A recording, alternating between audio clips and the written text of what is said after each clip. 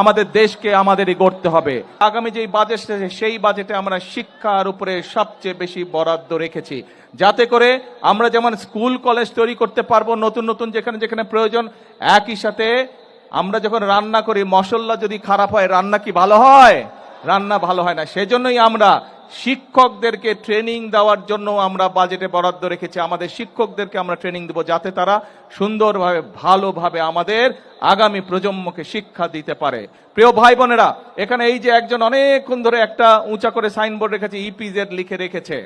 এই ইপিজেড এর কাজ শুধু এই চাঁদপুর জেলা নয়, আপনাদেরই সন্তান, এই এলাকার সন্তান আশিক চৌধুরী এখানে আছে, যে বিডার চেয়ারম্যান যাকে নিযুক্ত করা হয়েছে। তাকে আমি আজকে দায়িত্ব দিয়ে যাচ্ছি, যত দ্রুত সম্ভব সবকিছু বিবেচনা করে সম্ভাব্যতা যাচাই করে এই ইপিজেড এর কাজ যদি বাস্তবসম্মত হয়, তাহলে এখানে আমরা ইনশাল্লাহ দ্রুত ইপিজেড করব, যাতে করে এই এলাকার সন্তানেরাই শুধু কর্মসংস্থানের ব্যবস্থা না হয়, যাতে করে এই এলাকায় আরো বেশি মানুষ অন্য এলাকা থেকে আসতে পারে বেকার যুবকরা কর্মসংস্থার জন্য।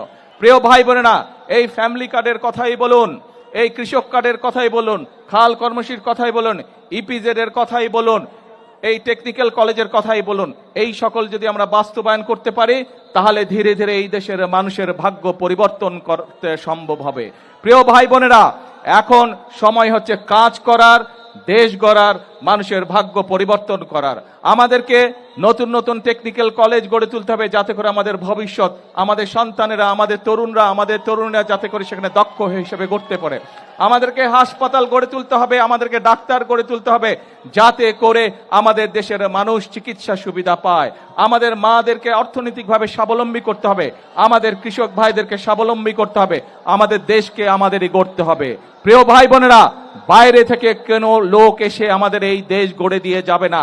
এই দেশ যদি গড়তে হয়, আমাদের সকলের ভাগ্য, এই দেশের 20 কোটি মানুষের যদি ভাগ্য পরিবর্তন করতে হয়, তাহলে 20 কোটি মানুষের 40 কোটি হাতকে শ্রমিকের হাতে রূপান্তরিত করতে হবে।